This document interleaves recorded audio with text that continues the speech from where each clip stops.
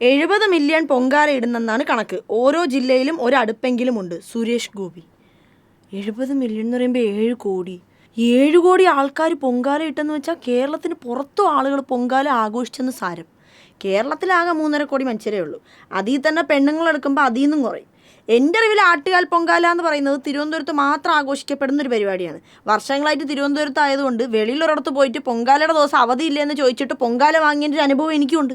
അപ്പോഴാണ് പൊങ്കാലയെ ഒരു നാഷണൽ ഉത്സവമാക്കി മാറ്റിയ വിവരം വെളി വരുന്നത്. എന്നാലും ആ കണക്ക് അങ്ങനെയാവാൻ യാതൊരു വഴിയില്ലല്ലോ. കഴിഞ്ഞ വർഷം പൊങ്കാല കഴിഞ്ഞ് തിരുവനന്തപുരം കോർപ്പറേഷൻ ശേഖരിച്ചത് ഏകദേശം 1,03,000-ഓളം കല്ലുകളാണ്. ഒരടുപ്പിന് 3 കല്ലാണ് യൂഷ്വലി പൊങ്കാലയ്ക്ക് വയ്ക്കാറുള്ളത്. അങ്ങനെ നോക്കിക്കഴിഞ്ഞാൽ ഒരു 34,300 സംതിങ് അടുപ്പ് വരും. അതിൽ നിന്ന് എടുക്കാൻ പറ്റാത്ത കല്ലുകൾ ഒഴിവാക്കിയാലും 1,00,000-ഓളം കല്ല് നമുക്ക് റൗണ്ട് ചെയ്ത് കണക്കാക്കാം.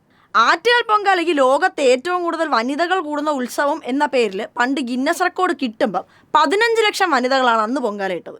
കോവിഡിന് ശേഷം ഈ കണക്ക് വീണ്ടും താഴോട്ട് പോയിട്ടുണ്ട് എന്നാണ് പറയപ്പെടുന്നത്. അപ്പോഴാണ് 7 കോടി എന്നൊക്കെ. ഇനി ഇയാൾക്ക് നാട്ടിൽ കിട്ടുന്ന പൊങ്കാലയുടെ കണക്കാണ് 7 കോടി. അങ്ങനെയാണെങ്കിൽ കറക്റ്റ് ആയിരിക്കും. എന്തായാലും ആഴ്ചയിൽ ഓരോ ഫണ്ട് വെച്ച് ഗോപിജിയുടെ കിട്ടുന്നത് കൊണ്ട് നാട്ടിൽ മനുഷ്യർ ഡിപ്രഷനൊന്നും ഇല്ലാതെ കളിച്ചിരിച്ച് ജീവിക്കുന്നു.